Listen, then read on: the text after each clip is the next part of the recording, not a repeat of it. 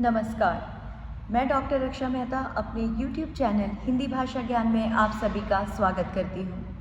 आज मैं आप लोगों के लिए लेकर आई हूँ कक्षा 10वीं की हिंदी पाठ्यक्रम ब से पद्य भाग से तोप कविता का विस्तृत वर्णन। यह कविता वीरेन डंगवाल ने लिखी है और ये बहुत ही महत्वपूर्ण कविता है।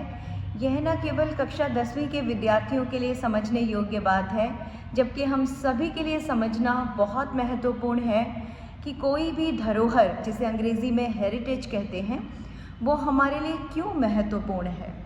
यदि हमारी कोई धरोहर है तो वह एक तो हमारे देश, हमारे परिवार, हमारे समाज, हमारे राष्ट्र के अतीत के बारे में हमें बताती है, इसलिए धरोहर को संभाल कर रखा जाता है।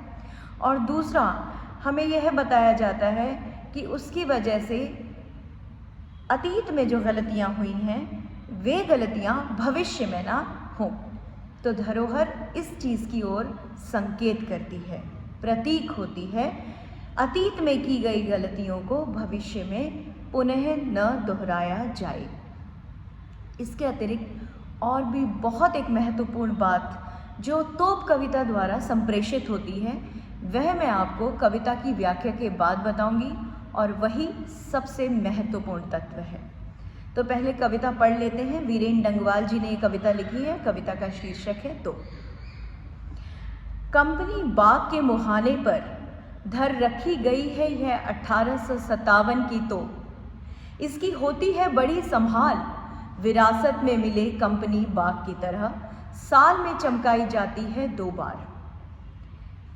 कंपनी बाग जो है उसके मुहाने पर, यानी कि दरवाजे पर, द्वार पर, प्रवेश जहाँ से किया जाता है, मेन एंट्रेंस पर, एक तोप रखी गई है जो 1857 की क्रांति में बहुत महत्वपूर्ण भूमिका निभा चुकी है। भारत का जो प्रथम स्वाधीनता संग्राम हुआ था सन 1857 में, उस समय इस तोप की बहुत महत्वपूर्ण भूमिका रही।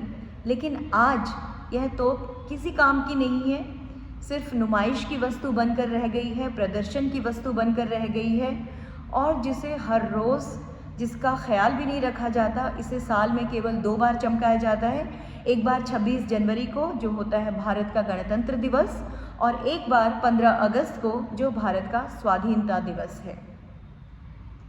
क्योंकि यह हमारी धरोहर है, विरासत में मिली है, इसलिए इसे संभाला गया है। सुबह शाम कंपनी बाग में आते हैं बहुत से सैलानी। सैलानी का अर्थ होता है पर्यटक, यानी कि टूरिस्ट। तो कंपनी बाग जो एक दर्शनीय स्थल है, पर्यटक स्थल है और पर्यटन स्थल है, और यहाँ पर हमेशा पर्यटक आते हैं और कंपनी बाग में स्थित तोप को देखते हैं। उन्हें बताती है यह तोप कि मैं बड़ी ज़बर, उड़ा दिए थे मैंने अच्छे अच्छे सूरमाओं के धज्जे अपने ज़माने में। यह तोप कहती है कि आज मैं चुपचाप सुनसान इस कंपनी बाग में खड़ी हूँ, लेकिन 1857 में मैं ऐसी नहीं थी। तब मैंने बड़े बड़े धुरंधरों के, बड़े बड़े सूरमाओं के, बड़े बड़े बलियों के क्या किए थे, पर खच्चे उड़ा दिए थे, उनकी धज्जियाँ उड़ा दी थी। बड़े बड़े पराक्रमी जो हैं वो मेरे आगे टिक नहीं पाए थे, क्योंकि मैं बहुत ज़बरदस्त थी, ख़तरनाक थी, भयानक थी। अब तो बहरहाल छोटे लड़कों की घुड़सवारी से अगर यह फारिग हो तो उसके ऊपर बैठकर चिड़िया ही अक्सर करती हैं गपशप। अब क्या होता है, तोप पर छोटे छोटे बच्चे तोप के ऊपर चढ़ जाते हैं, घुड़सवारी करते हैं, माता पिता उनकी तस्वीरें खींचते हैं। कहाँ तो उस तोप ने हिंदुस्तान की भूमि को हिलाकर रख दिया था 1857 में। ज़बर थी, खतरनाक थी, उसके आगे कोई टिक नहीं सकता था, बड़े बड़े योद्धा उसके आगे नहीं टिक सकते थे। और आज छोटे छोटे बच्चे उस पर घुड़सवारी कर रहे हैं। उसकी कीमत तब क्या थी, उसकी हैसियत अब क्या है। माता पिता तस्वीरें खींचते हैं। और यदि फारिग माने फ्री, फारिग माने मुक्त, और अगर बच्चों की घुड़सवारी से मुक्त हो जाती है तो क्या होता है, छोटी छोटी चिड़ियाएँ उस पर गपशप करती हैं, चहचहाट करती हैं, चहचहाती हैं। चिड़ियों तक को उसका भय नहीं रहा, जिसका भय पहले बलवानों को, सूरमाओं को, योद्धाओं को, पराक्रमियों को था। आज छोटी छोटी चिड़ियाएँ और छोटे छोटे नादान बच्चे भी उससे नहीं डरते हैं। कभी कभी शैतानी में वे इसके भीतर घुस भी जाती हैं, खास करके गौरैया होती है ना, छोटी सी चिड़िया, स्पैरो जिसे अंग्रेज़ी में कहते हैं। वो तोप के मुंह में घुसकर जो है चहलकदमी करती है, बातें करती हैं, खेलती हैं। और तोप के मुंह से तो गोले बरसते हैं, तोप का मुंह तो सबसे ख़तरनाक है, लेकिन उसी मुंह में घुसकर वे मस्ती करती हैं चिड़ियाएँ। तो उस तोप की आज यह स्थिति है, यह दशा है। अंत में वीरेन डंगवाल जी बहुत महत्वपूर्ण संदेश देते हैं इस तोप कविता के माध्यम से। ये 2 पंक्तियाँ बहुत महत्वपूर्ण हैं। वे बताती हैं कि दरअसल कितनी भी बड़ी हो तोप, एक दिन तो होना ही है उसका मुंह बंद। वे चिड़ियाएँ उस खतरनाक तोप के मुंह में घुसकर मानो ये कहती हैं कि तोप चाहे कितनी भी बड़ी हो, कितनी भी विराट हो, कितनी भी विशाल हो, कितनी भी ख़तरनाक और ज़बरदस्त रही हो, लेकिन एक ना एक दिन उसका मुंह बंद ज़रूर हो जाता है।